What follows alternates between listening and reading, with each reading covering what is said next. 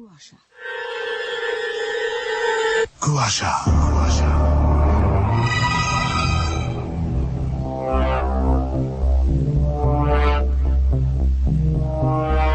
ABC radio 89.2 FM শুরু হয়ে গেল কুয়াশা এবং সঙ্গে আছি শারমি।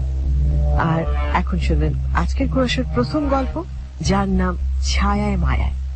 সঞ্জীব কুমার দে লিখেছেন আর পড়ে শোনাচ্ছে সেতু। এখন শুনবেন আজকের গল্পের প্রথম পর্ব, তারপর ছোট্ট একটা ব্রেক নিয়ে চলে যাব সরাসরি দ্বিতীয় পর্বে। তারপরে আবার ফিরে আসছি। চলছে কুয়াশা, এবিসি রেডিও 89.2 FM। কুয়াশা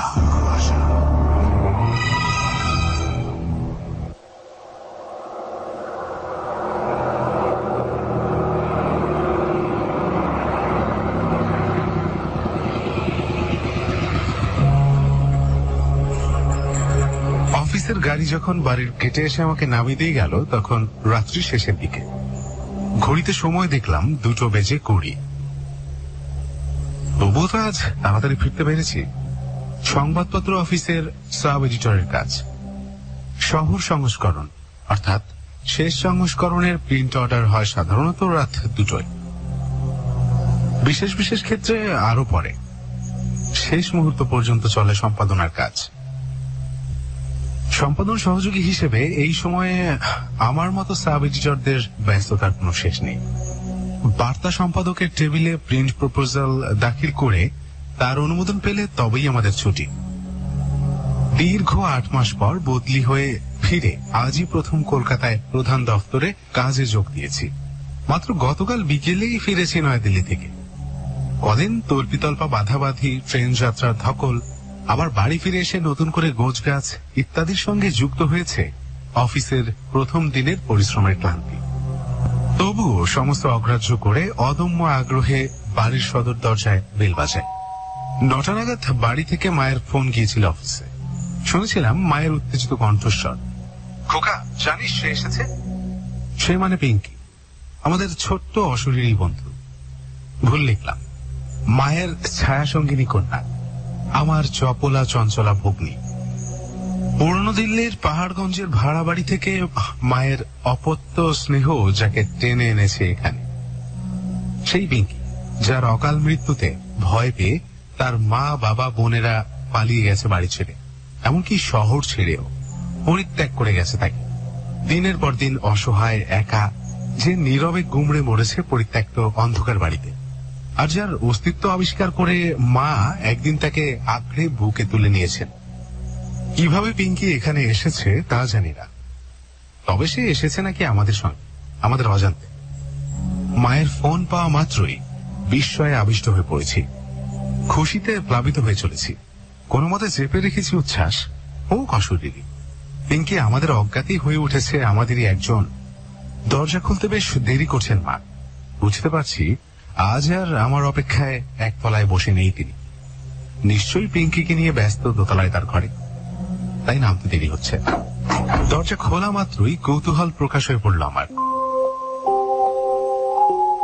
মা, পিঙ্কি কি করছে? কোথায় সে? মায়ের মুখ আনন্দে উজ্জ্বল। আঙুল ঠোঁটে চেপে চাপা গলায় তিনি বললেন, জোরে কথা বলিস না খোকা, ও জেগে উঠবে, ও খুব ক্লান্ত রে, ঘুমাচ্ছে। উপরে উঠে মা তার ঘরের দিকে ইশারা করলেন। ঘরে আলো জ্বলছে, পাখা ঘুষে দুটো, একটা সিলিং, একটা পেডিস্টাল। মশারি খাটানো বিছানায় পাশাপাশি 2টো বালিশ, যেমন থাকতো পাহাড়গঞ্জের বাড়িতে। অনুমান করলাম পিঙ্কি ঘুমাচ্ছে, কিন্তু তাকে দেখতে পেলাম না। হতাশ চোখে তাকালাম মায়ের দিকে। মা আশ্বস্ত করলেন, এখন জামা কাপড় বদলে হাত মুখ ধুয়ে নে, আমি খাবার গরম করি, সময় ঠিক দেখা পাবি। কোনোদিনই সকালে ঘুম ভেঙে উঠতে পারি না আমি, সম্ভব নয়।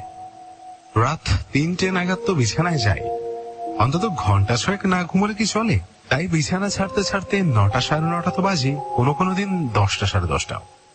আজ ঘুম ভাঙলো সকল রেকর্ড অতিক্রম করে 10টা 40-এ।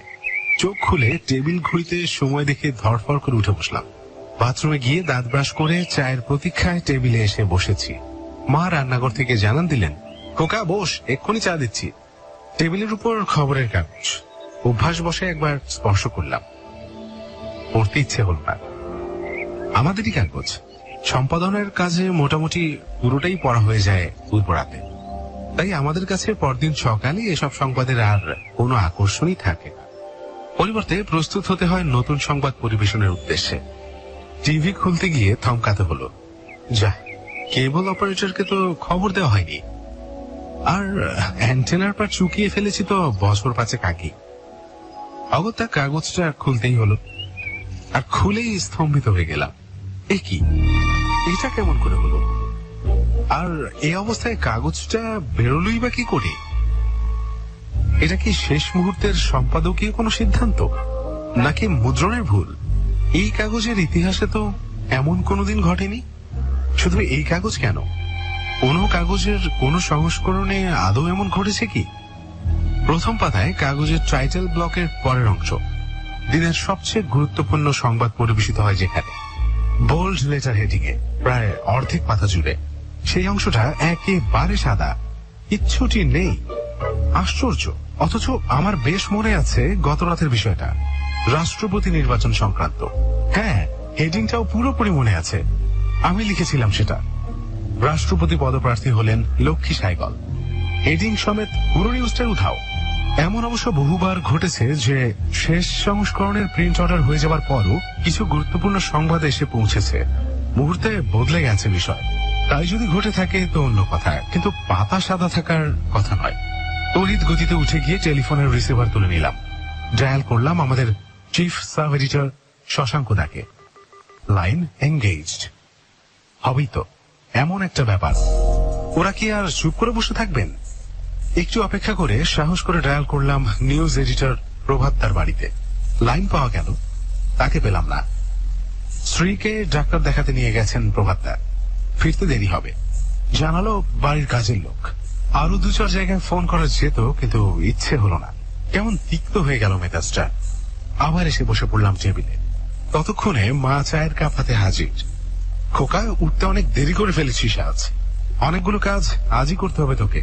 প্রথম কাজ, মমতাকে খবর পাঠাবি আমরা ফিরেছি, কাল থেকেই যেন কাজে আসে।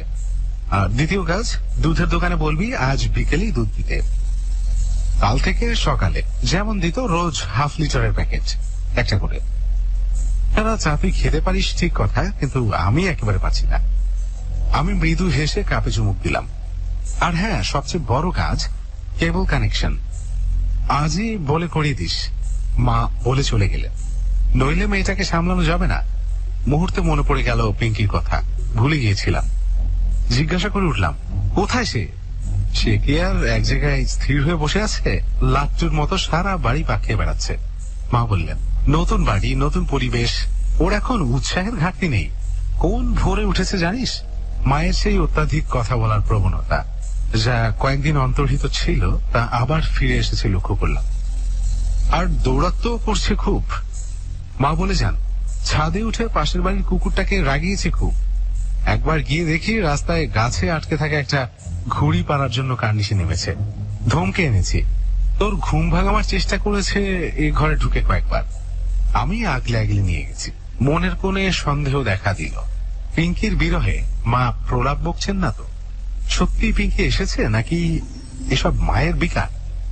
নিরাসক্ত গলায় জিজ্ঞাসা করলাম, এখন কি করছে সে? এই তো আমাকে রান্নাঘরে লুচি বেলে দেওয়ার চেষ্টা করছিল। দেখি গিয়ে আবার কি কাণ্ড করছে। মা ঘর ছেড়ে বেরোতে গিয়ে আবারও ফিরে আসলেন। হ্যাঁ রে, তোর শরীরটা কি খারাপ লাগছে? না তো, আমি জোরালো গলায় বললাম। মা বিশ্বাস করলেন বলে মনে হলো না। বললেন, কেমন যেন মনে হচ্ছে তোকে, কিছু যেন ভাবছিস, কথাগুলো শুনতে চাইছিস না, কেমন অন্যমনস্ক। আসলে কি হয়েছে জানো মা? কাগজের ঘটনাটা জানাতে চাইলাম মাকে। একটা বিশ্রী ব্যাপার হয়েছে আমাদের আজকের কাগজের শেষ সংস্করণে। বলতে বলতে মুহূর্তে স্তম্ভিত হয়ে গেলাম। মাকে দেখাবো বলে কাগজটার ভাঁজ খুলছিলাম, চোখ পড়তেই স্তব্ধ হতে হলো বিস্ময়। কোথায় সাদা অংশ? বোল্ড লেটারে জল জল করছে গত রাতের ঠিক হওয়া হেডলাইন, অবিকল। নিজের অজ্ঞাতে আমার গলা দিয়ে অস্ফুটে উচ্চারিত হয়ে পড়ল, অদ্ভুত। মা কিছুই বুঝলেন না, আশ্চর্য হয়ে প্রশ্ন করলেন, কি অদ্ভুত? তুই কিসের কথা বলছিস খোকা? আজকের কাগজের এই অংশটা মায়ের দিকে কাগজটা মেলে ধরে আমি উত্তেজিত গলায় বলতে থাকি, একটু আগে এই অংশটা আমি দেখেছি শূন্য, একেবারে সাদা। এই জন্য একে ওকে ফোনও করে ফেললাম কয়েকটা। ধরো মিনিট 10 ব্যবধান। এখন দেখছি যে সবই ঠিক আছে, মানে যা থাকার কথা তাই।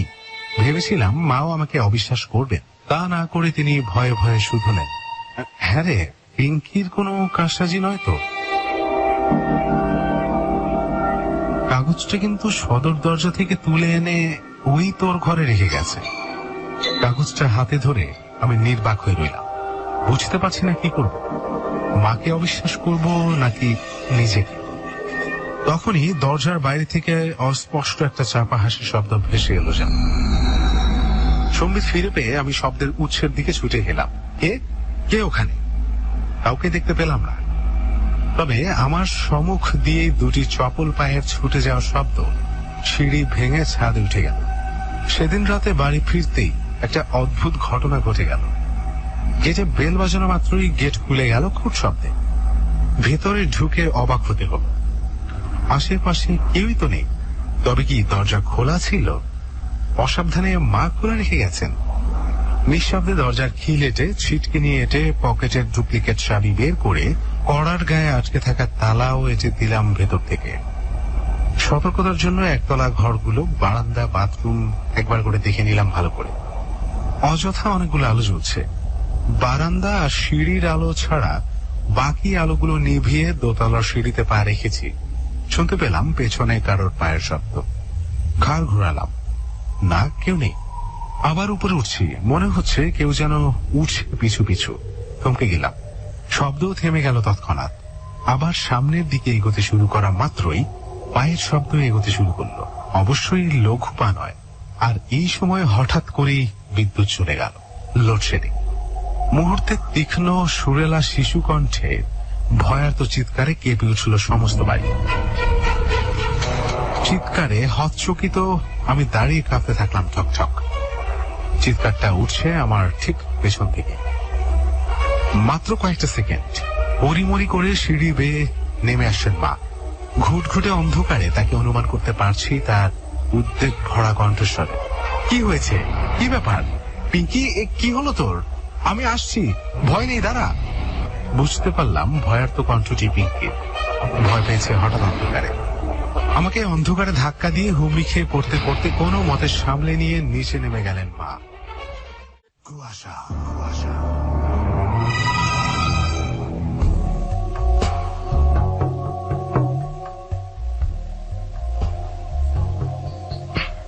তার কণ্ঠ তখনও ব্যাকুল। কিংকর্তব্য বিমূঢ়তা কাটিয়ে মায়ের ঘরে এদিক সেদিক হাতড়ে টর্চটা খুঁজে নিলাম। উপর থেকে সিঁড়িতে ফোকাস ফেললাম, আর তখনই দেখতে পেলাম পিঙ্কিকে। কলকাতায় এসে এই প্রথম এবং সাকুল্যে দুবার। মায়ের পেটের কাছটায় মুখ গুজেছে, মাথায় সেই নীলফিতে, বিনুনি বাঁধা চুল, পরনে সেই ধূসর ফ্রক। প্রথমবার যেমন দেখেছিলাম পাহাড়গঞ্জের বাড়ির ছাদে জ্যোৎস্নার মৃদু আলোয়, আজও তেমনই দেখতে পেলাম টর্চের স্বল্প আলোয় তার আবছা অবয়ব। একে অপরকে আঁকড়ে ধরে সিঁড়ি পথে উঠে আসছে দুজন, মা আর পিঙ্কি। জানিস, কিছুতেই ঘুমোবে না, মা জানালেন। ছায় জেগে রয়েছে। কি না, তুই এলে গেট খুলবে। তোর অফিসের গাড়ির আওয়াজ পেতেই নেমে এসেছে। আমাকে মোটেই নামতে দিল না। আর দেখলি তো গেট খুলতে এসে কি বিপত্তি। কাল একবার ইমার্জেন্সি লাইটটার কথা মনে করিও তো মা। পরদিন সকালে ঘুম ভাঙলো আরবার চিৎকারে। বিছানা থেকে ধরফর করে উঠে বারান্দায় বেরিয়ে দেখি মমতা, আমাদের বাড়ির দীর্ঘদিনের ঠিকে কাজের লোক। গতকাল ওকে খবর দিয়ে এসেছিলাম, কাজ শুরু করার কথা ছিল আজ সকাল থেকে। শুরু করেছে দেখলাম, হাতে ফুল ঝাড়ু, তা নিয়ে দোতলার বারান্দার প্রান্তে নিচতলায় নামার সিঁড়ির কাছে থতমত খেয়ে দাঁড়িয়ে এসে। চিৎকারটা তারই। অজানা আশঙ্কা জিজ্ঞাসা করে উঠলাম, কি রে মমতা, কি ব্যাপার? মমতা সম্ভবত আচমকা চেঁচিয়ে ফেলে একটু বিব্রত। বুঝতে পেরেছে ওই চিৎকারে ঘুম ভেঙেছে আমার। অপ্রস্তুত মুখে তাই নালিশ জানালো, দেখো না দাদা, আমি বারান্দায় ঝাড় দিচ্ছিলাম, হঠাৎ কি একটা আমাকে ধাক্কা দিয়ে নেমে গেল সিঁড়ি দিয়ে। আর একটু হলেই সিঁড়ি দিয়ে গড়িয়ে পড়তাম। আমি হুটহাট শব্দ করতে করতে সিঁড়ি ভেঙে নিচতলায় নেমে গেলাম। সত্যি বলতে কি পালিয়ে বাঁচলাম। সদর দরজা ভেতর থেকে বন্ধ। নিচতলার সমস্ত ঘরগুলো দেখলাম, একবার শুধু চাপা কিন্তু স্পষ্ট কথায় পিঙ্কির উদ্দেশ্যে বললাম, পিঙ্কি সামলে চল, জানাজানি হয়ে গেলে তোরই বিপদ, সাবধান। সেই মুহূর্তে পাশের বাড়ির অ্যালসেশিয়ানটা তাহার স্বরে চিৎকার শুরু করল। দুপুরে অফিস বেরোবার জন্য তৈরি হচ্ছি, এমন সময় নিউ দিল্লি থেকে বিপ্রদাসের ফোন পেলাম। বিপ্রদাস আমাদের রাজধানীর চিত্র সাংবাদিক। অঞ্জন দা, কেমন আছেন? ভালো আছি ভাই, তোমাদের খবর বলো। ভালো আছি সবাই। অসীমের খবর কি? মাও ভালো আছেন। আপনাদের পৌঁছানোর খবরও পেয়েছি ঠিক সময়। আপনার বন্ধু দীপক শর্মা আমাদের জানিয়ে দিয়েছিলেন। আপনি তো হাওড়ায় পৌঁছেই ওকে ফোন করেছিলেন, উনি বলেছেন সে কথা। গাড়ি একদম রাইট টাইমে পৌঁছেছে জানো, হেসে বললাম। আর রাস্তায় কোনো ট্রাবলও ফেস করতে হয়নি। Thank god. বিপ্রদাস খুশি। গতকাল সন্ধ্যেতে কলকাতার দপ্তরে ফোন করেছিলাম, ইচ্ছে করেই আপনাকে চাইনি। ঠিক করেছিলাম যে বাড়িতে ধরবো, ওদের কাছ থেকে আপনার ফোন নম্বর নিয়েছি। তবে ফোন করেছে কিন্তু খুব ভয়ে ভয়ে। বিপ্রদাসের রসিকতা বুঝতে পেরে জিজ্ঞাসা করি, কেন? যদি পিঙ্কি ফোন রিসিভ করে? এক্স্যাক্টলি। বিপ্রদাস উচ্চস্বরে হেসে ওঠে। সেই ভয় কিন্তু দূর হয়নি ভাই, দুঃখিত। আমি হাসতে হাসতে বলি, তুমি চাইলে এক্ষুনি পিঙ্কির হাতে রিসিভার তুলে দিতে পারি। তার মানে? বিপ্রদাসের গলায় উৎকণ্ঠা। হ্যাঁ, পিঙ্কি এখানে চলে এসেছে। অসম্ভব। বিপ্রদাস চেঁচিয়ে ওঠে, এ হতে পারে না। কিন্তু তাই যে হয়েছে রে ভাই। এরপর বিপ্রদাসকে সমস্ত ঘটনা পুঙ্খানুপুঙ্খ বর্ণনা করি। এখানে ফেরার পর থেকে যা যা ঘটেছে সব, এমনকি একটু আগে কি ঘটেছে তাও। বিপ্রদাস অবিশ্বাস করে না, সে জানে। সে তো আমারও আগে নিজেই প্রত্যক্ষ করেছিল পিঙ্কিকে পাহাড়গঞ্জের বাড়িতে, সেই দোলনা চেয়ারে ক্যামেরার লেন্সে চোখ ঠেকিয়ে। সেদিন অফিসে ঢুকেই হই হই ব্যাপার, এখানে ওখানে জটলা গুঞ্জন। সম্পাদকের চেম্বারে ঢোকার দরজার মাথার কাছে জ্বলছে লাল জরুরি আলোর সংকেত। ছোড়াছড়ি করছেন প্রসেসিং, প্রিন্টিং, সার্কুলেশন বিভাগের কর্তা ব্যক্তিরা। সকলের জরুরি তলব। সকালেও নাকি জরুরি মিটিং হয়ে গেছে জিএমএ চেম্বারে। এসেছিলেন কাগজের ডিরেক্টর বোর্ডের সদস্যরা। কারণ জিজ্ঞাসা করতেই ভূত দেখার মতো অবাক হয়ে আমাকে জরিপ করলো সহকর্মী অবনীশ। সে কি এত বড় ঘটনা আপনি জানেন না? সারা শহরে হইচই। আমি হা করে থাকি। আজ সকালের কাগজ দেখেননি আপনি? আমি না সূচক মাথা নাড়ি। তবে কি আপনাকে কাগজ দেয়নি নাকি? অনেক জায়গায় অবশ্য ডেলিভারি ম্যানরা গোলমাল বুঝতে পেরে কাগজ বিলি বন্ধ করে দিয়েছে, তাই হয়তো আপনাকে দেয়নি। দিয়েছে কিনা তাও বলতে পারবো না। আমি ইতস্তত করে বলি, আসলে সকাল থেকে আজ এত ব্যস্ত ছিলাম, মনটা এত বিক্ষিপ্ত ছিল কয়েকটা ঘটনায় যে কাগজ দেখার অবকাশই পাই। সত্যি এত বড় একটা ভুল আমাদের মতো এত বড় একটা কাগজের পক্ষে খুবই লজ্জাপার। পাড়ায় বাজারে রাস্তা লোকে কৈফিয়ত দিতে দিতে প্রাণ ওস্তাগত হয়ে গেছে প্রায়। বলে চলে গেল অবনীশ। আপনাকে কেউ জিজ্ঞাসা করেনি? আমার আজ দোকান বাজার কোথাও বেরোবার ফুরসতই হয়নি। অফিস আসবার জন্যই প্রথম বেরিয়েছি, কিন্তু কি হয়েছে, কি ব্যাপার? আমাদের কাগজের ওই শহর সংস্করণ আজ মেইন নিউজ থেকে মিস করে ছেপে বেরিয়ে গেছে। ফ্রন্ট পেজের অর্ধেকটাই সাদা, একেবারে শূন্য। শূন্য দৃষ্টিতে অবনীশের দিকে চেয়ে থাকতে থাকতে আমি ধপাস করে চেয়ারে বসে পড়ি। আশ্চর্য হয় না অবনীশ, ওরা জানে আমার এমন প্রতিক্রিয়া হওয়াটাই স্বাভাবিক। কারণ চিফ সাব এডিটরের পদোন্নতায় ওই অংশটিরও দায়িত্বপ্রাপ্ত আমি। প্রতিক্রিয়ার প্রকৃত কারণ ওদের জানা নেই। গতকাল সকালে সেই অদ্ভুত ঘটনাটাকে আমি তখন চোখের সামনে দেখতে পাচ্ছি। মা ভয়ার্ত কণ্ঠে আমাকে প্রশ্ন করেছিলেন, হ্যাঁ রে, পিঙ্কির কোনো কারসাজি নয় তো? তবে কি আজকের ঘটনাটি আগাম দেখতে পেয়েছিলাম আমি? আমাকে কি সতর্ক করতে চেয়েছিল পিঙ্কি? এদিক ওদিক চেয়ে দেখলাম কেউ আমাকে সেভাবে লক্ষ্য করছে কিনা। করছে না নিশ্চিত হয়ে ফোনের কাছে উঠে গেলাম। ডায়াল করলাম বাড়িতে। মা ফোন ধরলেন। মা, এই প্রান্ত থেকে আমি জিজ্ঞাসা করি, হ্যাঁ বল। মা দেখো তো আজকের কাগজটা কোথায়? দেখছি, ধর। ফোন ধরে থাকি। একটু পর আবার মায়ের কণ্ঠস্বর, খোকা কাগজটা তো দেখতে পাচ্ছি না, কোথায় রেখেছিস? কোথাও রাখিনি। চাপা অথচ উত্তেজিত কণ্ঠে বলি, আজকের কাগজ চোখেই দেখিনি আমি। তোর টেবিলে ওই কালকেরটা দেখতে পাচ্ছি, কিন্তু আজকেরটা দেখো দেখো, ভালো করে খুঁজে দেখো। ফোন ধরে রাখি। মিনিট 2 পরে মা জানান আবার, না রে দেখতে পাচ্ছি না, একতলায় খুঁজে এলাম, পেলাম না। তবে কি কাগজ দেয়নি? মা একটু ভাবলেন বলে মনে হলো, তারপরই জোর গলায় বললেন, না আজ কাগজ দিয়েছে, মমতা দোতলায় কাগজ নিয়ে এসেছে, আমি দেখেছি। মমতা কি বলে এসেছে? না, তবে আসবে, দেরি আছে বলেই পাল্টা প্রশ্ন করলেন মা। হ্যাঁ রে, আবার কি হলো তোর? আবার কিছু ঘটেছে কাগজে? সে কথার উত্তর না দিয়ে আমি বলি, মমতা এলে কাগজটা কোথায় রেখেছে জেনে তুমি আমাকে ফোন করো। কাগজটা ফোনের সামনে রাখ, আমি যা জানতে চাইবো তার উত্তর দেবে। মা ক্ষীণ কণ্ঠে বললেন, আচ্ছা। সন্ধ্যা অতিক্রান্ত, ঘন্টা 2 কেটে গেছে মাকে ফোন করার পর। এখনো মায়ের ফোন পাইনি। মমতা কি তবে বিকেলে আসেনি? আর অপেক্ষা না করতে পেরে আবার ফোন করলাম বাড়িতে। মা, কি ব্যাপার? কাগজটা কোথাও নেই খোকা। মায়ের ভীত কণ্ঠস্বর কম্পিত। বিরক্ত গলায় জিজ্ঞাসা করলাম, মমতা এসেছিল? হ্যাঁ, ও বলেছে ও তৈরি টেবিলের উপর রেখেছিল এই ঘরে। তবে সেটা গেল কোথায়? জানি না। মায়ের গলা বাষ্পসিক্ত মনে হলো। ও আর আমি অনেক খুঁজেছি।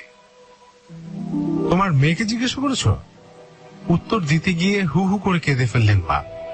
পিঙ্কিকে খুঁজে পাচ্ছি না খোকা, কোথাও না।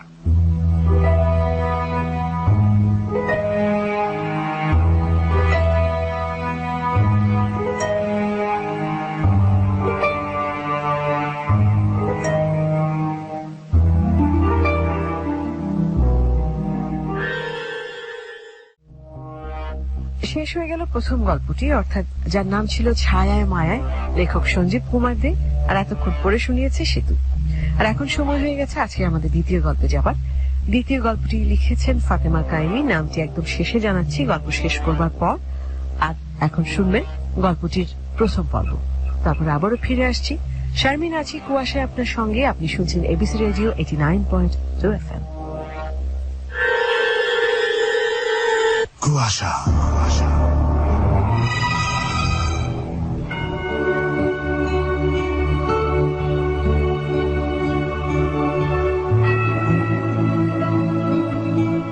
ঠিক সকাল 7:30টায় ফোন বেজে ওঠে তারিফের। এমনিতে কাল অনেক রাত করে ঘুমিয়েছে তারিফ, তার উপর আবার আজকে ক্লাসও নেই, তাই ফোন রিসিভ না করে কেটেই দিল। কিন্তু আবারও বেজে উঠল ফোনটা। মাঝে মাঝে এইসব আধুনিক যুগের আধুনিক জিনিসপত্রের উপর খুব রাগ হয় ওর। হয়তো এসবের কারণে আমাদের জীবন ব্যবস্থা অনেক সহজ হয়েছে ঠিকই, কিন্তু সকালের এই সুন্দর ঘুমটা কি আর টাকা দিয়ে কিনতে পাওয়া যাবে? এইসব জিনিস তারিফের পক্ষে ভাবা অসম্ভব কিছু নয়, কারণ সবার কাছে সে পরিচিত ঘুম কুমার নামে। ফোনটা বাজতে বাজতে যখন কেটে যাচ্ছিল, ঠিক তখনই ফোনটা রিসিভ করলো তারিফ। হ্যালো। হ্যালো মানে আমি হেলতে পারবো না।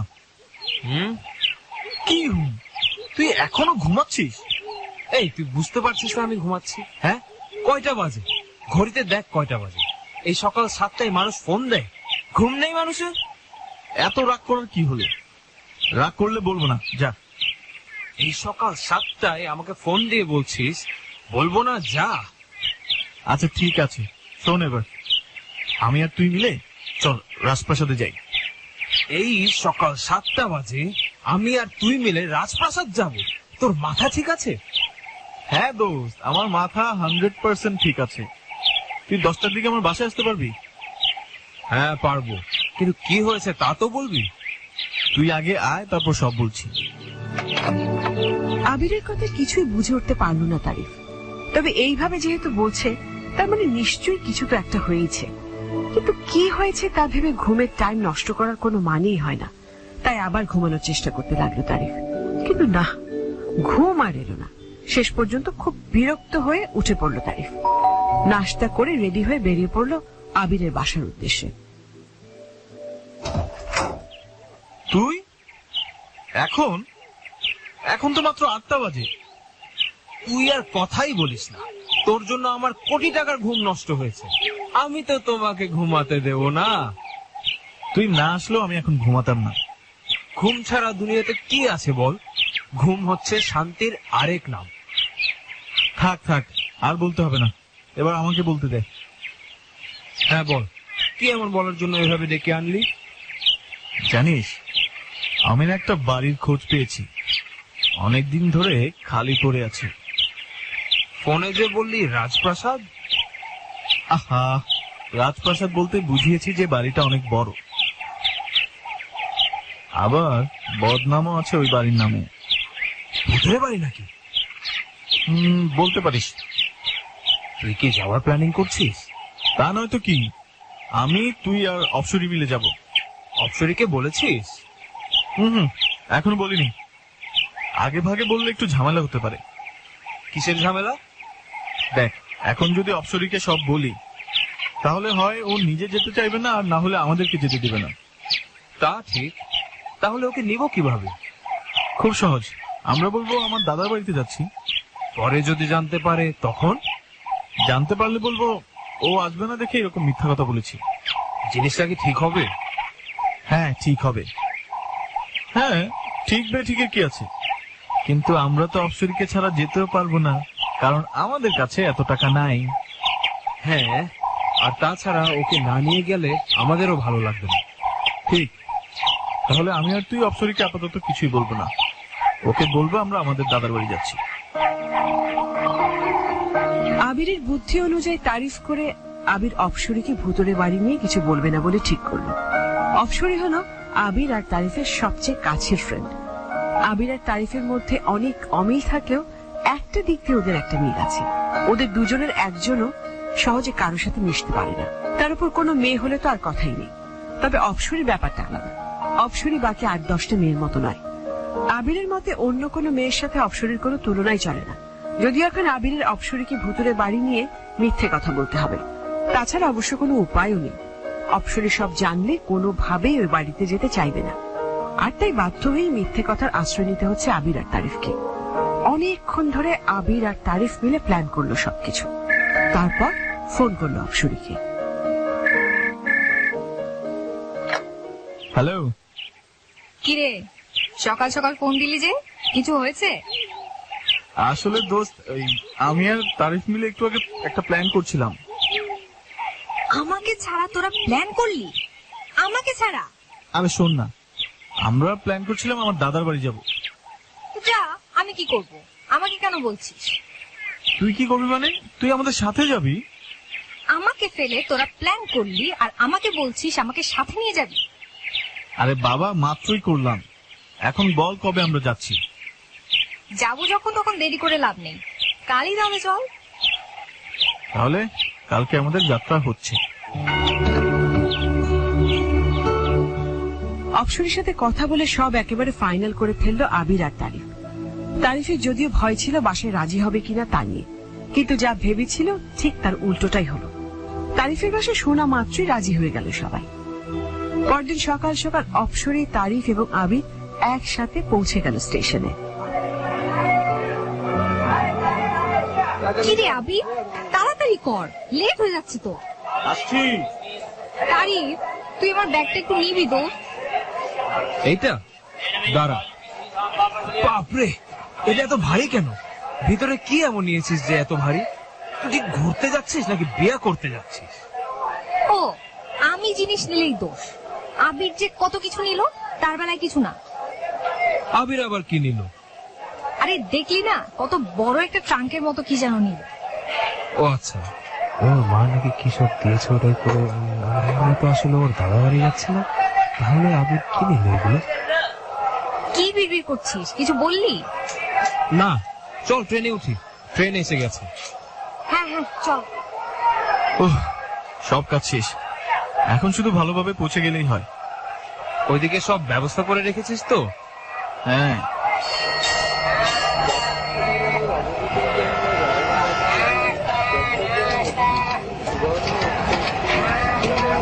থাকা খাওয়ার কোনো সমস্যা যেন না হয়। কি রে আবি, তারিফ কি বলছে? তুই তো গ্রামে ওকে ডেকে নিয়ে গিয়ে অযত্ন করবি? কি শুরু করলি তোরা? একটা জায়গাতে যাচ্ছি। ওকে ফাইন, আমি আর কিচ্ছু বলবো না। এই তারিফ, দাঁড়া দাঁড়া, তোর হাতে ওইটা কি? কোনটা? কিছু না তো। দেখা আমাকে, দেখা বলছি, একদম লুকানোর চেষ্টা করবি না। আরে এটা তেমন কিছুই না, কাগজ মাত্র জাস্ট। কি লেখা ওটাই? এটা সাথে থাকলে ধারে কাছে আর ভূত আসবে না, বুঝেছিস? ভূত? ভূত কোথায় পেলি? হ্যাঁ, এই কিরে, চুপ করে আছিস কেন? আবি, তোর দাদা বাড়িতে ভূত আছে নাকি? আরে না, ভূত আসবে কোত্থেকে? ভূত থাকলে কিন্তু মজাই হবে, কি বলি? অপসরের মধ্যে ভূতের প্রতি আগ্রহ দেখে যেই না সব বলতে যাচ্ছিল তারিফ, ঠিক তখনই তারিফের মুখ চেপে ধরল আবির। ব্যাপারটা চোখে পড়লেও হেসে উড়িয়ে দেয় অপসরী, কিন্তু অপসরী জানতেও পারল না সামনে কি অপেক্ষা করছে তাদের জন্য।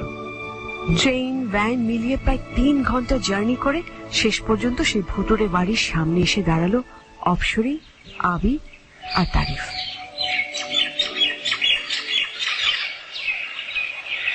এইটা তোর দাদা বাড়ি? চল ভিতরে যাই। একটু দাঁড়া। তোর কি আমাকে এতই বোকা মনে হয়? কেন? এই কথা কেন বলছিস? বাড়ির চেহারা দেখেছিস তুই? এই বাড়িতে মানুষ থাকে? এই জন্যই তো বলি তারিফ এমন কেন করছে। দোস্ত, আসলে আমি এতটা ভীতু না যে এই বাড়িতে আসতাম না। তুই রাগ করিস না প্লিজ। থাক, ঠিক আছে। এখন আমাকে বল যে এই বাসায় আদৌ থাকা যাবে তো? হ্যাঁ, তা যাবে। আমি কেয়ারটেকারের কাছ থেকে বাড়িটা 7 দিনের জন্য ভাড়া নিয়েছি। আর বাকি কাজ কে করবে? কাজের লোক এসে করে দেবে, তুই কিচ্ছু চিন্তা করিস না। তো ডাক দে কাউকে, ব্যাগগুলো তো নিয়ে যেতে হবে। ডাকছি ডাকছি।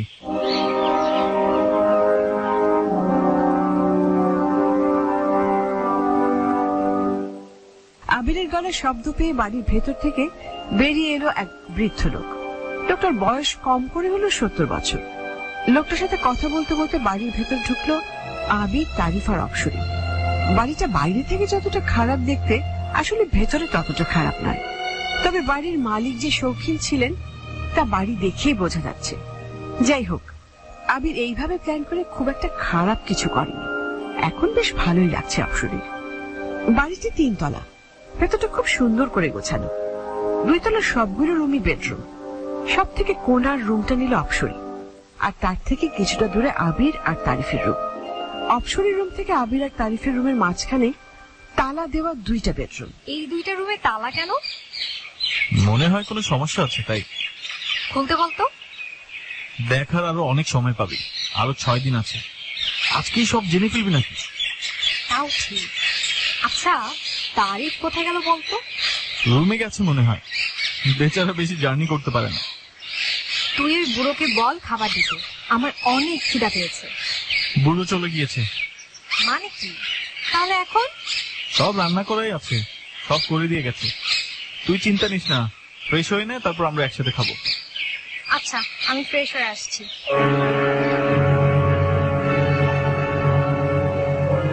ফ্রেশ হয়ে সবাই যার যার রুমে চলে গেল, কিন্তু সবার চোখের আড়ালে একজোড়া চোখ চকচক করে উঠল। ফ্রেশ হয়ে দুপুরের খাবার খেয়ে নিল অপসরী, আবির আর তারিফ। বেশ অনেক দিন পরে এত তৃপ্তি করে খেলো ওরা 3 জন। আসলেই গ্রামের রান্নার কোনো তুলনাই নেই। খেয়ে বেশ অনেক আরাম করে একটা ঘুম দিল তারিফ। তারিফের ঘুম একদিকে আর পুরো দুনিয়া আরেক দিকে। তাই আবিরের সাথে বাইরে ছবি তুলতে যাওয়ার কথা থাকলেও গেল না তারিফ।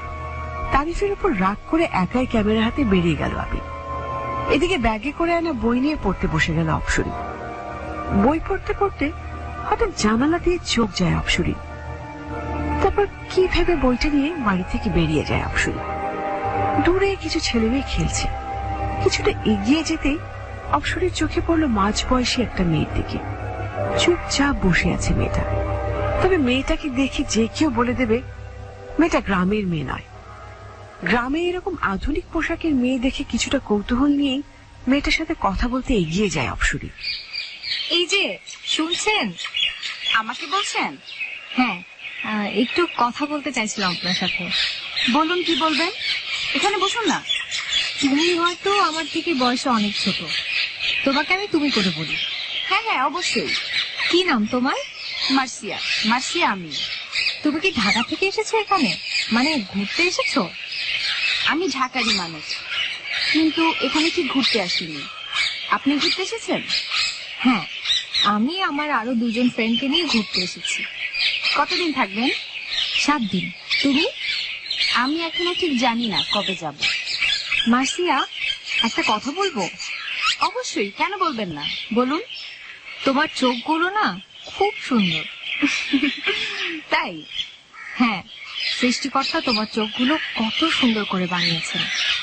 এটা না আরো অনেকেই বলে, জানেন। তুমি কোন বাসায় এসেছো? ওই যে ওইদিকে। আমিও ওই দিকের একটা বাড়িতে উঠেছি। আপু, তুমি বাসায় ফিরে যাও, রাত হয়ে যাচ্ছে। কাল এখানে থেকো, কেমন? আমি কাল বিকালে আসবো। তোমাকে আমার খুব ভালো লেগেছে। আচ্ছা, থাকবো।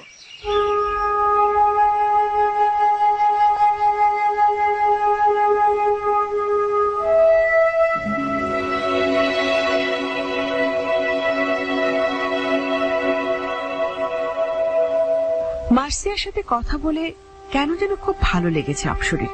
মার্সিয়াকে না দেখলে ও নিজের চোখকে বিশ্বাস করাতে পারত না। আসলে মানুষের চোখ এত সুন্দর হতে পারে, যেন ওই চোখের দিকে তাকিয়েই শত শত বছর পার করে দেয়া যাবে খুব সহজেই। কতই মায়া আছে মার্সিয়ার সেই 2 চোখে। এসব ভাবতে ভাবতে বাড়ি ফিরে এলো অপসরী। তারিফ এখনো ঘুমোচ্ছে, আর আবির এখনো আসেনি। মনটা হঠাৎ করেই খারাপ হয়ে যায় অপসরীর। কি করবে বুঝতে না পেরে চলে যায় তারিফের রুমে। তারিফ, আয় তারিফ, ওঠ। অনেক ঘুমিয়েছিস, এবার উঠে পড়। আয় তারিফ, ওঠ। কি হয়েছে বল? কি হয়েছে মানে? আমার একা একা ভালো লাগছে না। আবির কই?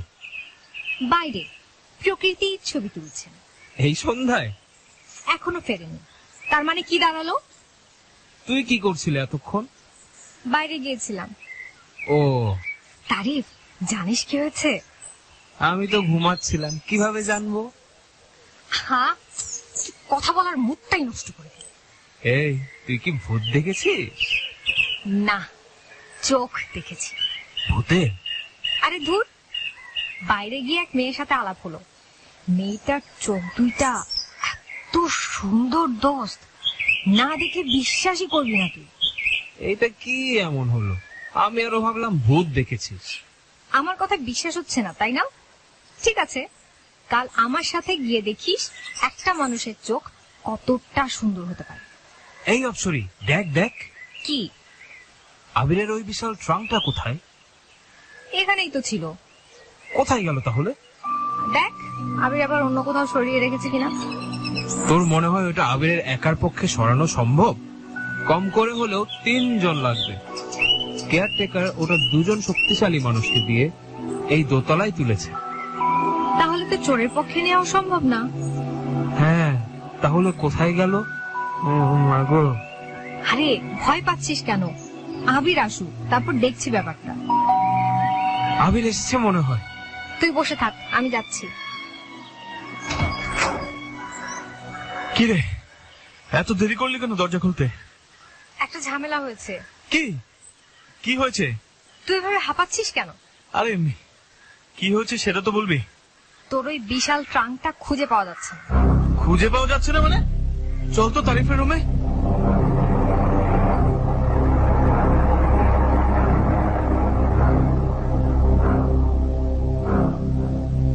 অপসরীর কথা শুনে যেন বাজ পড়লো আবিরের মাথায়। ছুটে চলে গেল তারিফের রুমে। প্রায় 15 মিনিট খুঁজে যখন বুঝতে পারলো যে ট্রাঙ্কটা পুরো বাসায় কোথাও নেই, তখন আবির মাথায় হাত দিয়ে বসে পড়লো মাটিতে। এদিকে আবিরকে একের পর এক প্রশ্ন করতে থাকে তারিফ আর অপসরী। আবিরের অবস্থা দেখে মনে হচ্ছে আবির যেন কিছুই শুনতে পাচ্ছে না। প্রায় 20 মিনিট পরে আবির উঠে নিজের রুমে চলে গেল। রাতে তেমন কিছুই খাওয়া হলো না ওদের কারণ। আবিরের অবস্থা দেখে অপসরী এবং তারিফ ঠিক করলো আবিরকে আপাতত আর কিছুই জিজ্ঞেস করবে না ওরা। যা বলার তা দরকার হলে আবির নিজেই বলবে। তারিফের সাথে এই নিয়ে কথা বলে নিজের রুমে চলে গেল অপসরী। অপসরী এবং তারিফের কাছে অজানাই রয়ে গেল অনেক প্রশ্নের উত্তর। রাত তখন প্রায় 2:15। নিজের রুমে চুপচাপ বসে আছে অপসরী। আজকে খুব ধকল যাওয়ার পরেও কেন যেন ঘুম আসছে না। কি কবে বুঝতে না পারে একটা গল্পের বই নিয়ে বসে অপসরী। হঠাৎ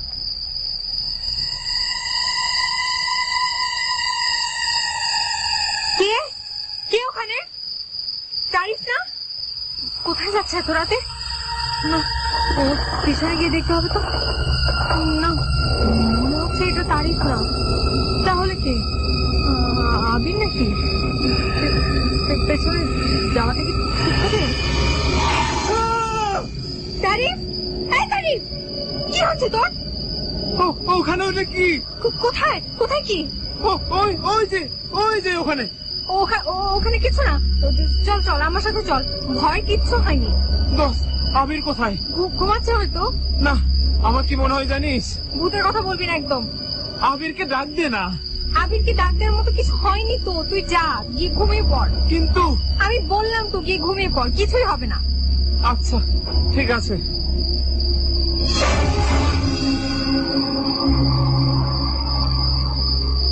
অপসরীর কথায় ঘুমোতে চলে গেল তারিফ। তারিফের ভয় পাওয়ার ব্যাপারটা খুব স্বাভাবিকভাবেই নিল অপসরী। রাতের বেলা কি দেখতে গিয়ে কি দেখে তা নিয়ে এত চিন্তা করবারই বা কি আছে? ব্যাপারটাকে সম্পূর্ণ উড়িয়ে দিয়েই নিজের ঘরে চলে গেল অপসরী। কিন্তু এই কাজটি ছিল ওদের ভুলের মধ্যে দ্বিতীয় ভুল। পরদিন সকালবেলা আবির বাথরুম থেকে চিৎকার করে উঠল।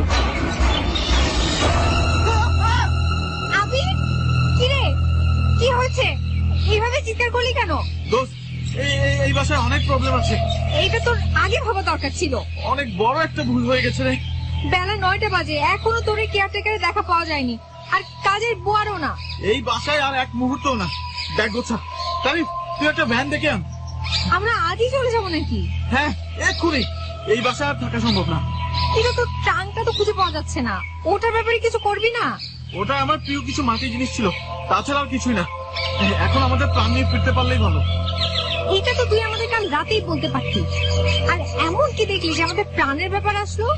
আগে ঢাকায় চল, তারপর সব বলবো। কিন্তু কোনো কিন্তু না দোস্ত, আমি আজই ফিরবো। কুয়াশা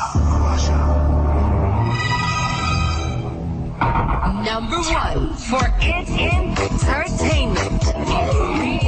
Only for you. ABC FM 89.2. We play the coolest music. কুয়াশা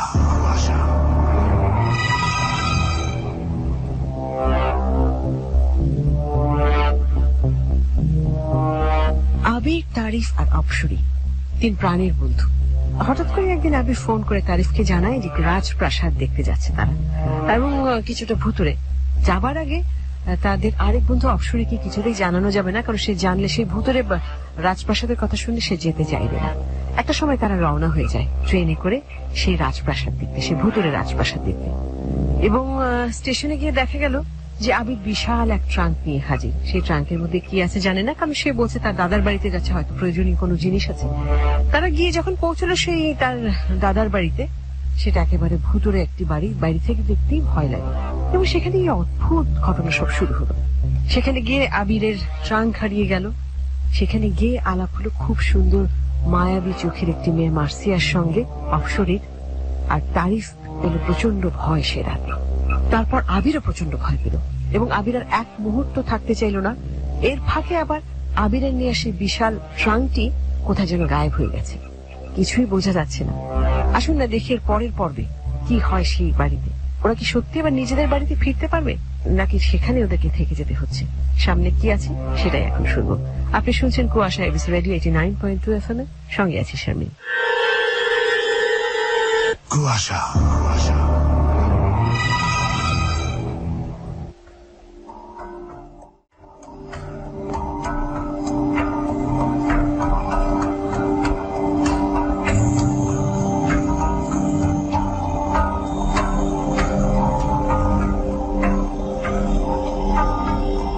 আবিরের অবস্থা দেখে শেষ পর্যন্ত ঢাকায় ফেরার প্রস্তুতি নিতে থাকে অপসরী আর তারিফ। এদিকে ভ্যান ঠিক করতে আবির নিজেই বাইরে গেছে। ভ্যানে করে বাস স্ট্যান্ডে পৌঁছে ঢাকার বাস ধরে ঢাকায় ফেরে আবির, অপসরী আর তারিফ। এদিকে হাজার হাজার প্রশ্ন ঘুরছে তারিফ আর অপসরীর মাথায়, তবে কেউ কাউকে কিছুই বুঝতে দিচ্ছে না। আবিরের ভয় পাওয়ার ব্যাপারটা ঠিক ভালো লাগছে না অপসরীর।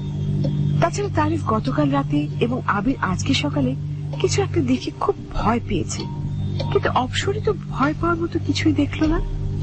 আচ্ছা, আবিরের ভয় পাওয়ার ঘটনার সাথে কোনোভাবে তারিফের ভয় পাওয়ার ঘটনার কোনো যোগসূত্র নেই তো? না, আর ভাবতে পারছে না অপসরী। পরে সবটা ওদের থেকে জেনে নিলেই হবে। ঢাকায় ফেরার পর 2 দিন কেটে গেল। আবির তেমন একটা যোগাযোগ করছে না তারিফের সাথে। শুধু তাই নয়, খুব অদ্ভুত কারণে অপসরী খুব চুপচাপ হয়ে গেছে। কি হচ্ছে কিছুই বুঝতে পারছে না তারিফ। এই ভুতুরে বাড়িতে বেড়াতে যাওয়া ওদের জন্য সবচেয়ে ভুল একটা সিদ্ধান্ত ছিল। ওই বাড়িতে না গেলে আজ আবির আর অপসরী এইভাবে হঠাৎ করে বদলে যেত না। খুব মন খারাপ লাগছে তারিফের। হঠাৎ ফোন বেজে উঠল তারিফের। হাতে নিয়ে দেখলো অপসরীর ফোন। হ্যালো, হ্যালো, তুই কোথায়? আমি বাসায় দোস্ত। কেন রে? একটু আবিরের বাসায় আসতে পারবি? হ্যাঁ, কিন্তু এখন এমন হঠাৎ করে যে কিছু হয়েছে নাকি?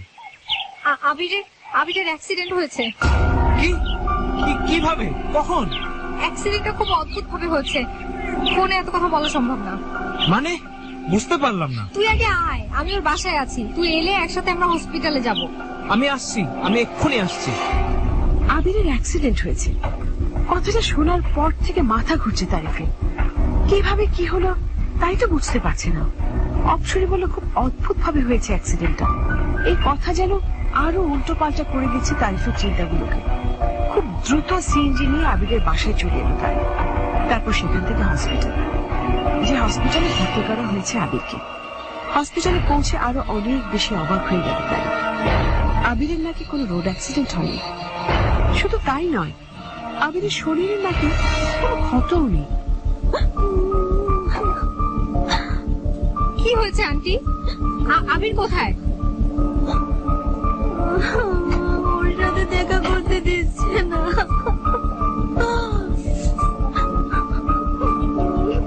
তারিফ, তুই গিয়ে ডাক্তারের সাথে কথা বলতো। আন্টি, কিভাবে বলবো এসব? কে মেরেছে?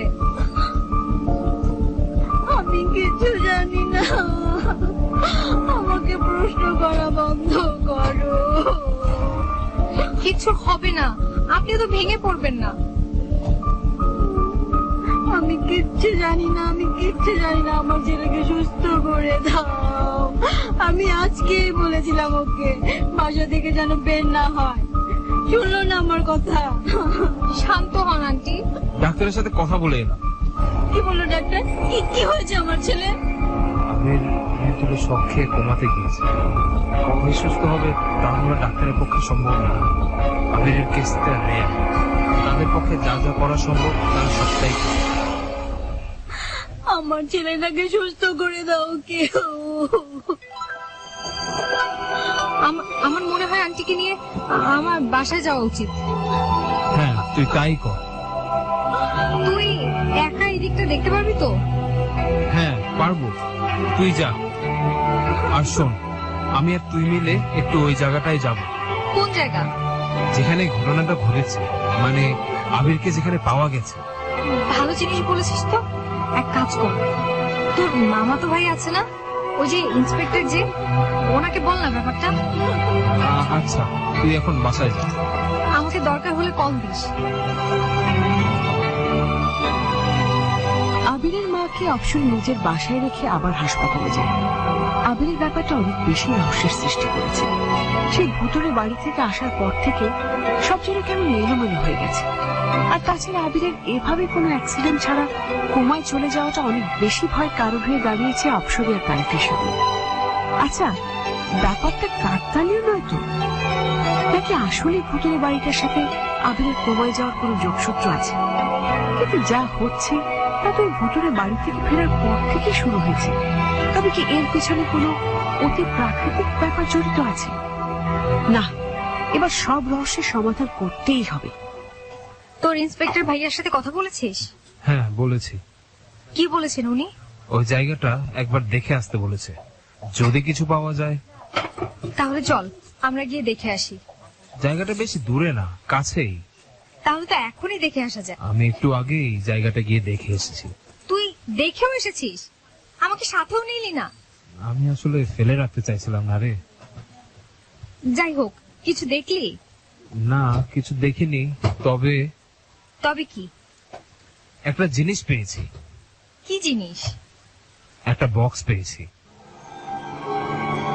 কোথায় ওটা? এই যে এইটা। খুলে দেখিসনি? না, এখনো খুলিনি। খোলা কি ঠিক হবে? এমনও তো হতে পারে এটা অন্য কারো জিনিস। তাও ঠিক। আচ্ছা, এইটা আপাতত আমার কাছেই রাখলাম। আচ্ছা, কিন্তু একটা জিনিস আমি বুঝতে পারছি না, একটা বক্স দিয়ে আমরা কি এমন বের করব? হ্যাঁ, আমিও তাই ভাবছি। তবে আমার মনে হচ্ছে আমার সূত্র পেয়ে গেছে। ডাক্তারদের সাথে কথা বললাম, ওনারা বলছেন যে আবিরকে বেশি দিন এখানে থাকতে হবে না। এখন আর কোনো কিছুই তাদের পক্ষে করা সম্ভব না। আবির যতদিন সুস্থ না হচ্ছে ততদিন আমাদের পক্ষে কিছুই করা সম্ভব না। হসপিটালে 7 দিন রাখার পরে আবিরকে বাসায় নিয়ে আসা হলো। আবিরের শারীরিক অবস্থা আগের মতোই, খাটে পড়ে থাকা যেন জীবন্ত লাশ একটা। আবিরের এই অবস্থা দেখে মনে মনে খুব অশান্তিতে ভোগে তারিফ। কখনো কি ভাবতে পেরেছিল নিজের প্রাণ প্রিয় বন্ধুটির এই পরিণতি হবে? এদিকে অপসরীর কাছে থাকা বাক্সটিও অপসরী খুলে দেখেনি। সবারই এখন চিন্তা শুধু আবিরকে নিয়ে। কি হবে আবিরের শেষ পরিণতি? এই ভাবেই কি জীবন্ত লাশ হয়ে কাটাতে হবে বাকি জীবন? আবিরকে বাড়িতে নিয়ে আসার পর প্রায় 4 দিন নিজের কাজ নিয়ে খুব ব্যস্ত ছিল অপসরী আর তারিফ। কাজ শেষ করে আবিরের বাসায় একসাথে যাওয়ার সিদ্ধান্ত নেয় ওরা। পরদিন সন্ধ্যা 7টার দিকে আবিরের বাসায় চলে আসে অপসরী এবং তারিফ। আবিরের মায়ের সাথে কথা বলে আবিরের রুমের দিকে যায় অপসরী। তারপর, তারিফ, তুই আন্টির সাথে কথা বল, আমি আবিরের রুমে যাচ্ছি।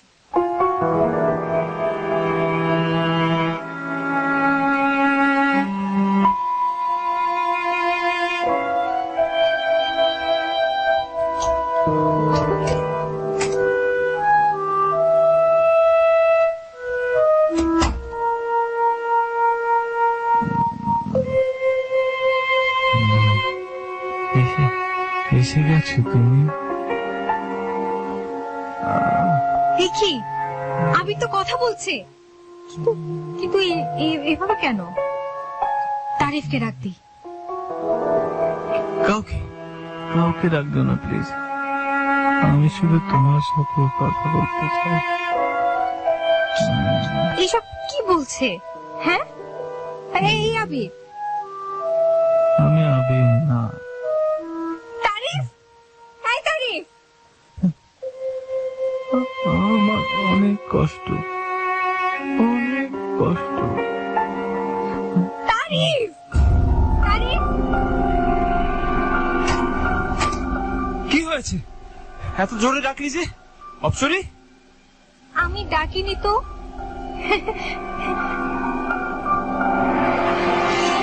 এভাবে কথা বলছিস কেন? কি হয়েছে?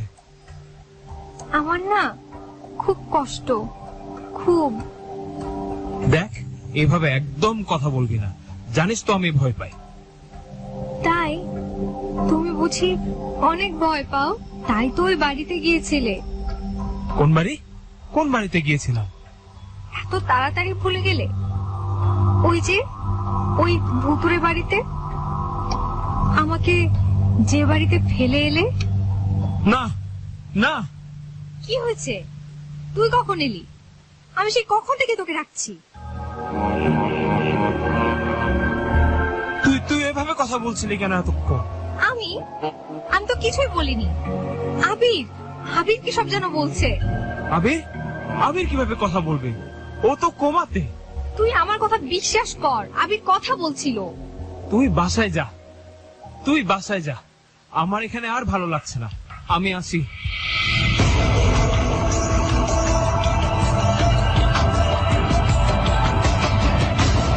আবিরের বাসা থেকে খুব দ্রুত বেরিয়ে গেল তারিফ। ভয়ে আতঙ্কে মাথা কাজ করছে না। আচ্ছা, অপসরী হয়তো এভাবে কেন কথা বললো ওর সাথে? ওকে কি ভয় দেখানোর জন্য এমন করছে, নাকি অন্য কোনো ব্যাপার আছে এর মধ্যে? না, অপসরী এমন ভাবে ভয় দেখানোর মেয়ে তো না। আবার অপসরী বলছে আবির কথা বলছিল, কিন্তু আবিরের পক্ষে তো এখন কথা বলা সম্ভব না। আর কথা বললে সেটা তো তারিফ দেখতেই পেত না। কিছু মেলাতে পারছে না, ক্রমশ সব যেন আরো জটিল হয়ে উঠছে। এখন এখন এই ব্যাপারে কাকে সবকিছু বলা যায়? কে আছে এমন যে সমাধানের রাস্তা খুঁজে পাবে? অনেকক্ষণ ভাবার পর একজনের কথা মনে আসে তারিফের। তারপর আর দেরি না করে ফোন দেয় ইন্সপেক্টর প্রান্তকে। একমাত্র উনি সাহায্য করতে পারবেন এই ব্যাপারে। প্রায় 22 মিনিট ফোনে কথা হয় তারিফ এবং ইন্সপেক্টর প্রান্তর। পরদিন কথা মতো ইন্সপেক্টর প্রান্তর বাসায় হাজির হয় তারিফ এবং অপসরী। তার মানে তুই বলতে চাইছিস ব্যাপারটা মোটেও স্বাভাবিক নয়, তাই তো? হ্যাঁ ভাইয়া, আমার কাছে তো তাই মনে হচ্ছে। অপসরী, তোমার কি মনে হচ্ছে?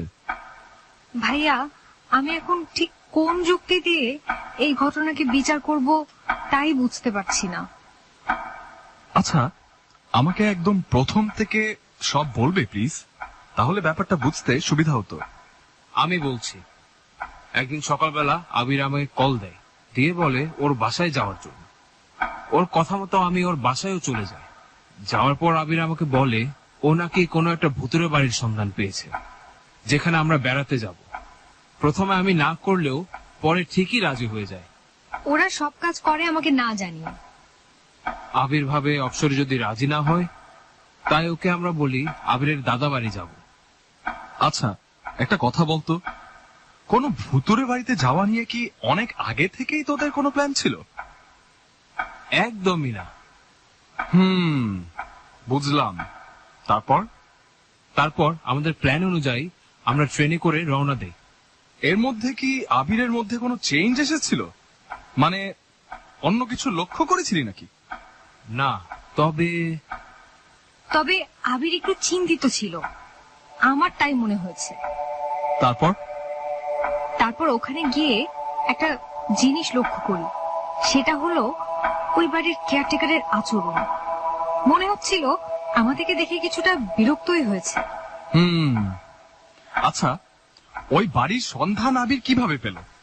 মানে ও কি ওই এলাকার লোক নাকি? না, আর কিভাবে জানলো তা আমাদের কাউকেই বলেনি। আমি খোঁজ নিয়ে যা জানলাম তাতে ওই বাড়িতে কিছু সমস্যা হয়, এলাকার লোক তাই বলেছে। আমরা কিন্তু ওই বাড়ির মধ্যে তেমন কিছুই খেয়াল করিনি। এই, তুই ভুলে গেলি নাকি সব? আবিরের ট্রাঙ্কটা যে গায়েব হয়ে গেল। কোন ট্রাঙ্ক? আমরা যেদিন যাই সেদিন আবির ওর জিনিসপত্রের সাথে একটা বিশাল ট্রাঙ্ক নিয়েছিল। কি ছিল ওটায়? তা আমাদের বলেনি।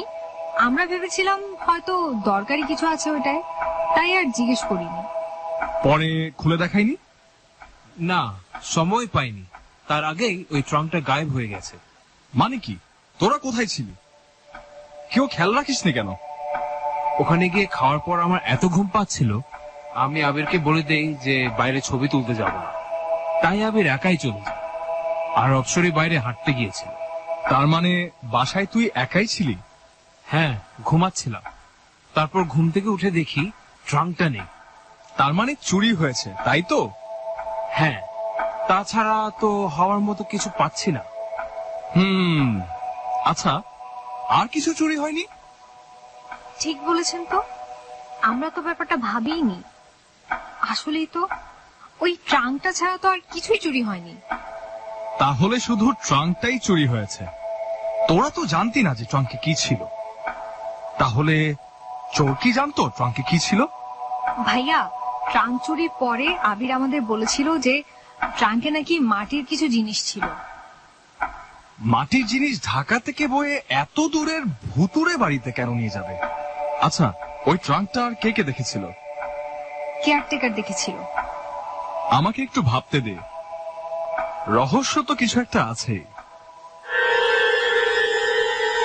কুয়াশা ABC Radio 89.2 FM. কুয়াশা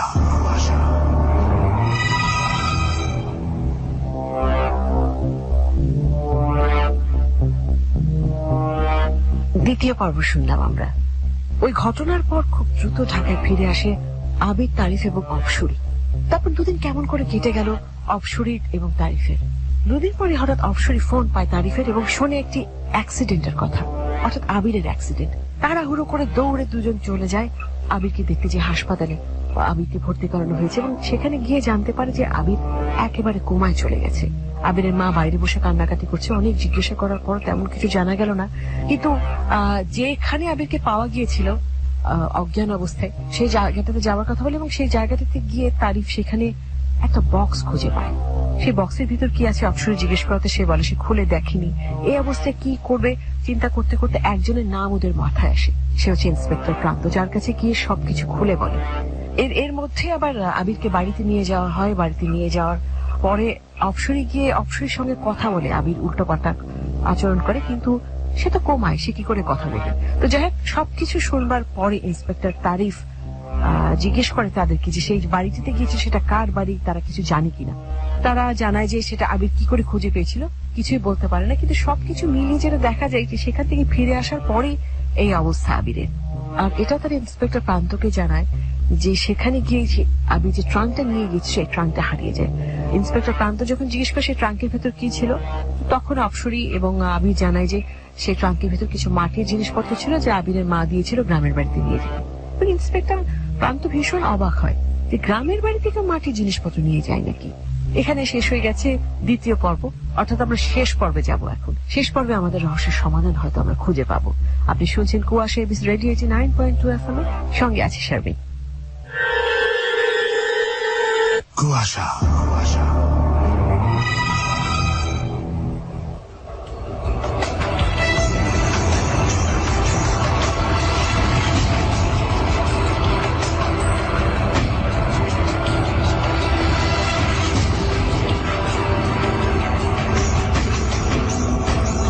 ইন্সপেক্টর প্রান্ত কথা বলতে বলতে হঠাৎ চুপ করে গেল।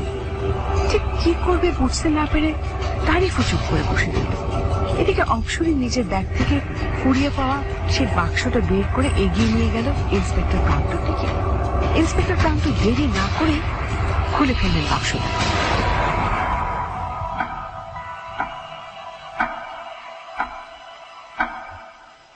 এটা কোথায় পেয়েছিস? আবির যেখানে জ্ঞান হারিয়ে পড়েছিল সেখানে পেয়েছি। কিন্তু এতে তো সব মেয়েদের জিনিস, হাতের আংটি, বালা, গলার মালা। এইগুলো সব সোনার গয়না। এটা তো অন্য কারো হতে পারে। তা ঠিক, কিন্তু আমার কেন যেন মনে হলো এটার সাথে কোনো যোগসূত্র থাকতে পারে। ওই ভুতুরে বাড়িটাও ঠিক সন্দেহের বাইরে নয়। হ্যাঁ ভাইয়া, ওই বাড়িতে আসলেই কিছু একটা আছে, আমি নিজ চোখে দেখেছি। তাই নাকি? আর বলবেন না, রাতে কি দেখতে কি দেখেছে তাই নিয়ে ভয় মারা যাচ্ছে। না ভাইয়া, আমি সত্যি বলছি একদম। অপসরি তো আমার কথা শুনতেই চাই না। আচ্ছা ঠিক আছে ঠিক আছে, তাহলে আমাকে বল, আমি শুনতে চাই তোর সাথে ঠিক কি করেছিল ভূত। না না না না, আমি বলতে পারবো না। অপসরি, তুই বলে দে তো, আমার জিনিসটা ভাবতেই গলা শুকিয়ে যায়। আচ্ছা ঠিক আছে, আমি বলছি। সেদিন রাতে ও পানি খেতে ওঠে, হঠাৎ মাটি কাটার মতো নাকি কি একটা শব্দ ওর কানে আসে। ও প্রথমে ভেবেছিল যে মনে হয় ভুল টুল শুনছে হয়তো, বা এত রাতে কে বা মাটি কাটবে, কিন্তু পরে দেখলো যে ও নাকি ঠিকই শুনেছিল। তারপর দেরি না করে নিচে নেমে গেল। মাটি কাটার শব্দটা বাড়ির পেছন দিক থেকে নাকি আসছিল। ও দরজা খুলতে যাবে, ঠিক সেই সময় দরজা একা একাই নাকি খুলে যায়। আর তখনও দেখতে পায় ওর সামনে কালো কাপড় পরা কে একজন দাঁড়িয়ে আছে, হাত দিয়ে ওকে তার নিজের দিকে টেনে নিতে চাইছে। ও সারা শরীরে শক্তি হারিয়ে ফেলেছিল। হঠাৎ আমার গলার আওয়াজ পেয়ে যেন জানে পানি ফিরে পায়। তারপর দোতলার দিকে দৌড় দেয়। শুধু তাই না, পরদিন সকালবেলা আবির নাকি বাথরুমে কি যেন একটা দেখেছিল। ওই জন্যই তো তাড়াতাড়ি করে আমরা ঢাকায় চলে আসি। তার মানে শুধু তুমি কিছু দেখোনি, তাই তো? জি ভাইয়া, তবে ভুতুরে বাড়ি ছেড়ে আমার কেন যেন আসতেই মন চাইছিল না। কেন? বাড়িটা কি খুব সুন্দর ছিল নাকি? না না, বাড়ি আহামরি কিছু সুন্দর ছিল না। তাহলে? ওখানে গিয়ে একটা মেয়ের সাথে আমার পরিচয় হয়েছিল। এই ধরেন 17-18 বছর বয়স। এত কিউট একটা মেয়ে, আমি কখনোই মেয়েটাকে ভুলতে পারবো না। এত সুন্দর চোখ মেয়েটার। তোমরা আর জিনিস পাও না, বুঝলে? না ভাইয়া, আসলে মেয়েটা অনেক সুইট। নাম মার্সিয়া। মার্সিয়া আমিন মনে হয়। হ্যাঁ, মার্সিয়া আমিন। মার্সিয়া? দাঁড়াও দাঁড়াও দাঁড়াও, নামটা খুব চেনা চেনা লাগছে আমার। কোথায় যেন শুনেছি, ঠিক মনে করতে পারছি না। এই যে এবার ভাইয়া পড়েছে ওই মেয়েটাকে নিয়ে। না না, তেমন কিছু না, শুধু মনে হলো নামটা যেন কোথায় শুনেছি আমি। যাই হোক, আমি পরে ভেবে আবিরের ব্যাপারটা জানাবো। খুব প্যাচালো কেস এটা।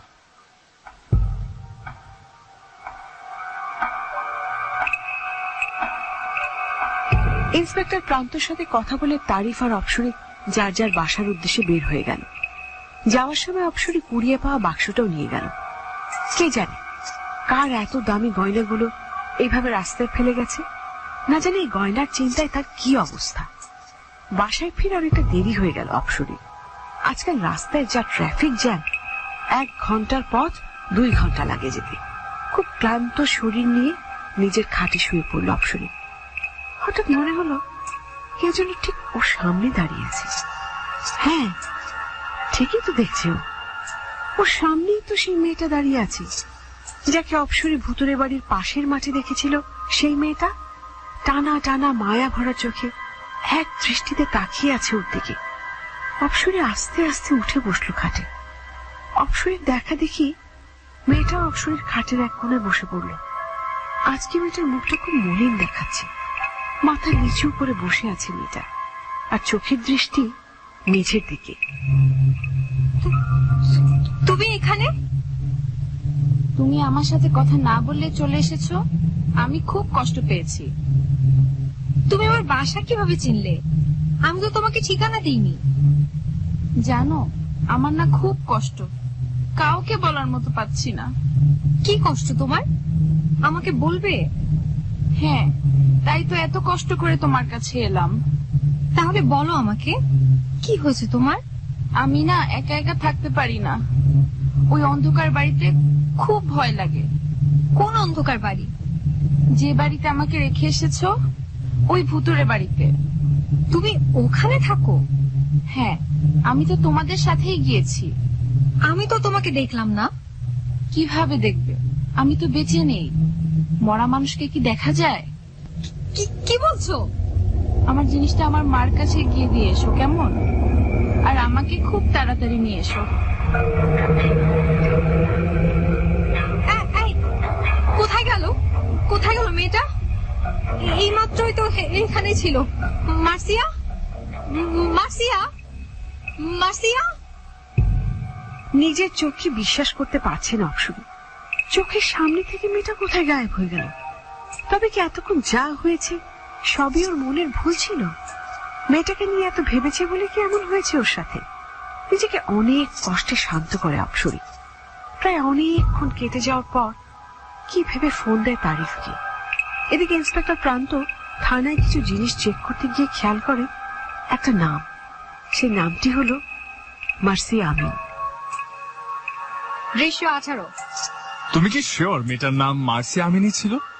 জি ভাইয়া, আমার কোনো ভুল হচ্ছে না। ওর নাম মার্সিয়া আমিন। মেয়েটা আর কি কি বলেছে? তেমন কিছুই না। আমি জানতে চেয়েছিলাম যে বেড়াতে এসেছে কিনা আর কোন বাসায় উঠেছে, এটুকুই। কি বলেছে এর উত্তরে? মানে কোথায় উঠেছে সেটা বলেছে কি? না, তবে হাত দিয়ে দেখিয়ে দিয়েছে ওই ভুতুরে বাড়ির আশেপাশের কোনো বাড়িতে হয়তো। তাহলে তো ওখানে খোঁজা শুরু করতে হবে। কেন ভাইয়া, কি হয়েছে? ওই যে আমি বলেছিলাম না যে নামটা খুব পরিচিত লাগছে, কোথায় যেন শুনেছি। ওর নামে বেশ অনেকদিন আগে নিখোঁজের ডায়েরি করা হয়। মেয়েটা অনেকদিন ধরেই নিখোঁজ। ঠিক কতদিন? ডেটটা ঠিক খেয়াল নেই, তবে গত মাসে। তার মানে আমরা ভুতুরে বাড়িতে যাওয়ার কিছুদিন আগে। শুধু যে নিখোঁজ তাই নয়, বাসা থেকে 7 ভরি সোনা নিয়ে পালিয়েছে। ভাইয়া, তার মানে কি ওই কুড়িয়ে পাওয়া বক্সটা ওর? ওটা যদি ওর হয় তাহলে এখানে কিভাবে আসলো? একটা ঘটনা বলবো ভাইয়া, যদিও বা আপনি বিশ্বাস করবেন না। হ্যাঁ বলো। গতকাল রাতে মার্সিয়ার সাথে আমার কথা হয়েছে। মানে কিভাবে?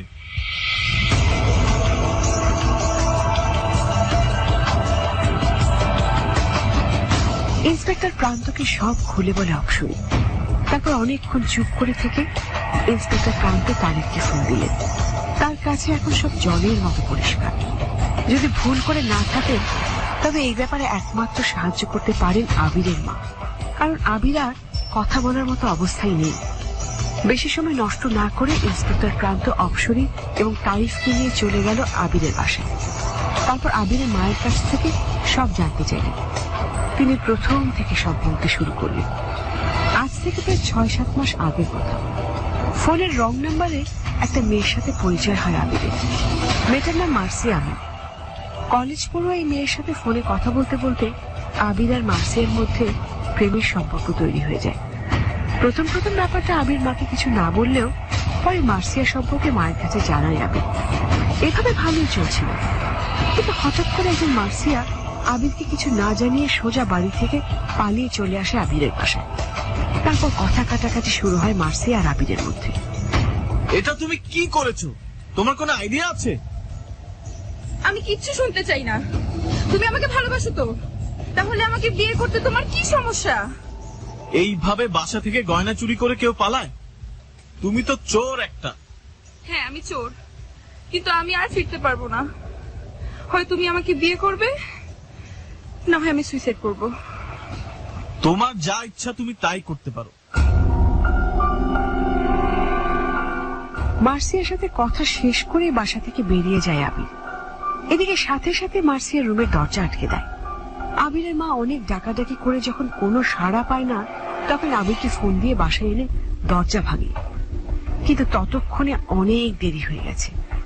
ফ্যানের সাথে ঝুলে আছে মার্সিয়ার প্রাণহীন দেহটি। আবির নিজে পুলিশের কাছে ধরা দিতে চাইলেও মায়ের কথা ভেবে সিদ্ধান্ত পরিবর্তন করে। তারপর অনেক ভেবে ঠিক করে মার্সিয়ার লাশ গুম করে দেয় আর ফ্রেন্ডসদের কাছে বিষয়টা তুলে ধরে ভুতুরে বাড়ি ভ্রমণ। ওই ভুতুরে বাড়ির কেয়ারটেকার আবিরের পূর্ব পরিচিত ছিল, তাই খুব সহজেই সব ব্যবস্থা করে ফেলে। ফ্রেন্ডসদের চোখে ধুলো দিয়ে সেই ভুতুরে বাড়িতে নিয়ে যায় মার্সিয়ার লাশ, সেই বড় ট্রাঙ্কে করে। সেদিন রাতে তারিফ ভুল কিছু দেখেনি, শুধু ভুল বুঝেছে।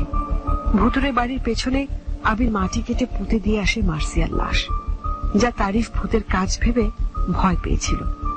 কেউ যাতে দেখলে ভূত মনে করে, সেই জন্যই আবির কালো পোশাক পরে ভুতুরে বাড়ির পেছনে যায়। যখন দেখে তারিফ দরজা খুলে বাইরে আসছে, ঠিক তখনই তারিফকে ভয় দেখায়। তারপর কাজ শেষ হয়ে যাওয়ার পর আর দেরি না করে ভূত দেখে ভয় পাওয়ার নাটক করে তাড়াতাড়ি ঢাকায় ফিরে আসে। ঢাকা ফিরে আবির আবার নিজের ভুল বুঝতে পারে, কিন্তু এখন আর কিছু করা সম্ভব না জেনেও শুধু গয়নাগুলো ফেরত দেওয়ার জন্য রওনা হয় মার্সিয়ার বাড়ির উদ্দেশ্যে। আর তখনই ঘটে দুর্ঘটনা। একে একে সব বলে দেন আবিরের মা। কথা শেষ করে ইন্সপেক্টর প্রান্ত আর দেরি না করে ওই থানায় খবর দেয়। ওই ভুতুরে বাড়ির পেছনের মাটি খুঁড়ে পাওয়া যায় মার্সিয়ার লাশ। তারপর গয়না সহ মার্সিয়ার লাশ হস্তান্তর করা হয় মার্সিয়ার পরিবারের কাছে। আবিরের শারীরিক কোনো পরিবর্তন না হওয়ায় ওকে এখনো বিচারের মুখোমুখি করা হয়নি। এই ঘটনা ঘটে গেছে আজ অনেক দিন হলো, কিন্তু আজও ভুতুরে বাড়ির সামনের মাঠে বসে থাকতে দেখা যায় এক মেয়েকে, যার চোখগুলো অনেক সুন্দর। আমি কি তোমার সাথে একটা কথা বলতে পারি? জি বলুন। আমি মিমু। তোমার নাম কি? আমি মার্সিয়া। মার্সিয়া আমি। একটা কথা বলি, তোমার চোখগুলা না খুব সুন্দর, খুব। আমি না এরকম চোখ কখনো কারো দেখিনি। তাই? হ্যাঁ, সৃষ্টিকর্তা তোমার চোখগুলো কত সুন্দর করে বানিয়েছেন।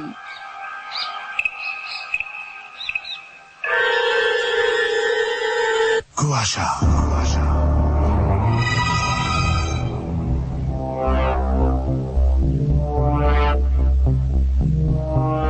এতক্ষণ ধরে শুনলেন আজকের কুয়াশা। আজকের গল্পের নাম ছিল অতঃপর। লিখেছেন ফাতেমা কাইমি, আর নাট্যাংশ পরিচালনায় ছিলেন শেগুফতা আবিদ শাড়ি এবং সাউন্ডে ছিলেন খালিদ।